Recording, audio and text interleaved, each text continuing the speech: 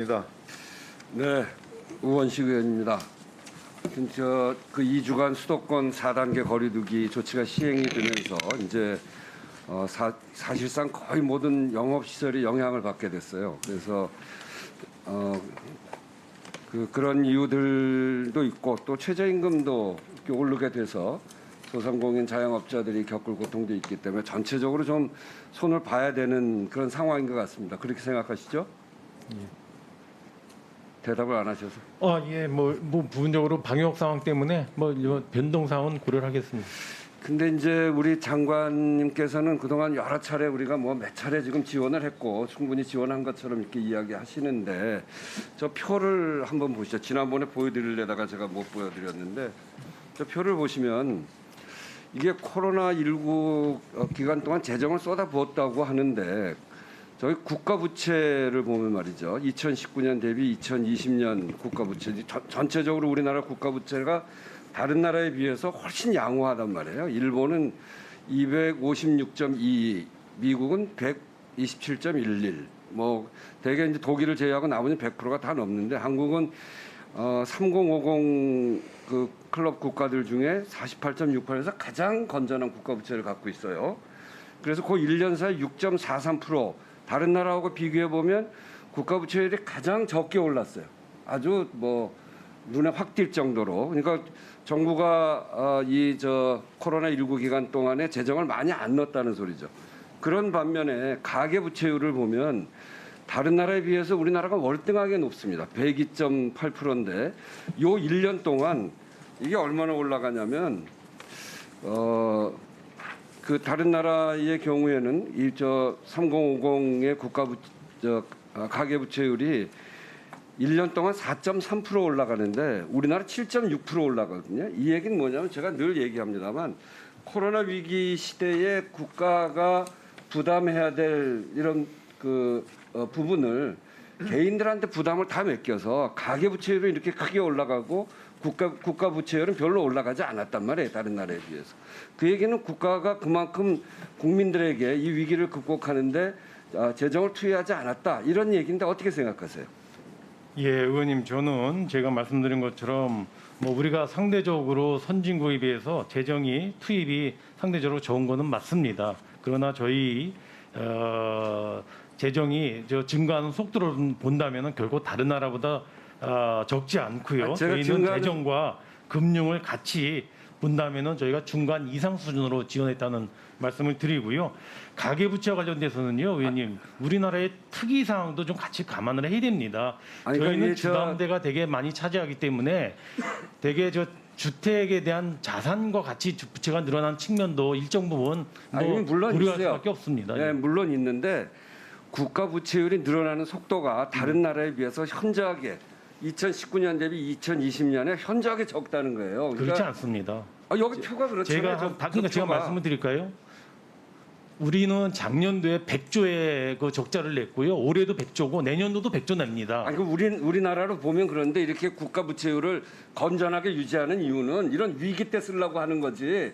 위기 때 써야죠. 그리고 좀 나아지면 그걸 메꾸고 그게 국가의 재정을 운영하는 거지. 이런 위기 때도 안 쓰고 그렇게 재정 늘어나는 얘기만 하면 그러면 되겠냐 말이에요. 아니 왜 재정이 안 썼다고 다른 나라에 비해서 있으니까. 훨씬 적다는 얘기예요. 안 썼다는 게 아니고. 그래서 제 얘기는 제가 오늘은 언성을 높이지 않으려고 생각하고 왔으니까 희망 회복 자금 3.2조인데 지금 900만 원까지 주는 거기 때문에 많이 주는 것처럼 이야기하는데 이게 대상 업체가 3,000개예요. 그래서 전체 0.3%에 불과해요. 300만 원 이하는 전체 72%예요. 69만 8천 개. 그게 다 300만 원 이하예요. 그게 다른 얘기는 뭐냐면 말은 900만 원이라고 얘기하면서 그리고 또 충분히 보상하겠다. 그렇게 법에다 명시해 놓고 그렇게 해놓고서도 주는 게 이런 정도란 말이에요. 그러면서 또 뭘 하냐면 2조라고 하는 돈을 채무를 갚아요. 써도 부족한 반에 세금이 많이 거친 돈 중에 2조는 또 채무를 다시 돌려주고 이렇게 해서 되겠냐 말이죠. 그리고 두텁게 해야 될 부분 손실난 부분에 대해서 이렇게 두툼하지 않게 하면서 두텁게 하는 것처럼 이야기하는 이 정부가 전 굉장히 잘못됐다. 그런 점에서 두툼하게 할 때는 그러니까 손실을 본 피해를 본 그런 자영업 중소기업인데 거긴 좀 제대로 두툼하게 하자는 건 그런 얘기입니다. 이거 가지고 두툼하다고 할 수 있겠어요? 그리고 전국민 재난지원금 지난번에도 얘기했습니다만 이 4단계 거리두기가 되니까 전 국민이 얼마나 큰 피해를 봅니까? 그리고 얼마나 불편합니까? 이게 정도의 차이는 있지만 모든 국민이 다 피해를 보는 게 마찬가지 아니에요?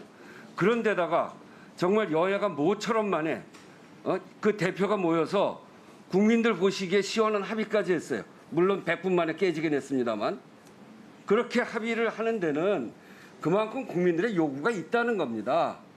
그런 점에 대해서 저는 이제 정부가 이거 물론 이제 국회가 결정해야 되는 문제이기 때문에 국회가 결정하겠는데 어제도 이 합의 나오자마자 기재부가 하는 얘기가 뭐냐면 예산 쓰는 거는 정부가 동의해야 된다. 이게 바로 여야 합의에 대해서도 거부하는 듯한 그런 모습을 보이더라고요. 그렇게 하시지 마시고 25만 원이면 20만 원으로 줄여서라도 굳이 20%를 뛸 이유가 뭐가 있냐 말이에요. 다 이렇게 모든 국민 피해를 보는 그런 기간인데 그래서 전국민 재난지원금으로 국회가 결정하면 그걸 따르시고 그리고 진짜 두툼하게 보상해야 될 피해를 본 자영업 중소기업에 대해서는 지금보다 좀 더 대폭 지원하는 쪽으로 가야 된다. 국회가 그렇게 결정하면 그거 수용해야 된다. 이렇게 말씀드립니다. 길을 내는 건 정치가 내는 거예요. 정부는 낸 길을 따라가는 겁니다. 정부가 이렇게 반대해서 국회가 결정하지 못할 정도가 되면 안 되죠. 예, 의원님 저는 의원님께서 말씀하신 취지를 제가 하여튼 잘 새겨 듣겠습니다만은 좀 다르게 생각하는 부분이 있는 것 같습니다. 저는 그 재정 운영을 그렇게 정치적으로 결정되면 그냥 따라가야 되는 그런 거라고는 생각하지 않고요. 의원님 말씀 취지는 알겠지만은 그 상위 계층, 특히 상위 20% 계층에 저희가 자사자 보면은 소위 상위 5분위 계층의 20%가 1분위에 비해서 저희가 근로소득이 보면은 1분위는 작년에 마이너스 11% 근로소득이 돼 있는데 상위 20%는 소득 감소가 없었습니다. 부채 같은 경우에 하위 20%는 19.8% 늘었지만은 상위 20%는 오히려 부채가 마이너스 2.2% 줄었습니다. 그런데 이 밑에 하위 계층에 줘야 될 돈을 줄여서 5분위 계층에 돈을 주자고 하는 것은 저는 조금 신중해야 되지 않는가 하는 의미에서 의원님하고 조금 견해가 다르다는 말씀을 드립니다.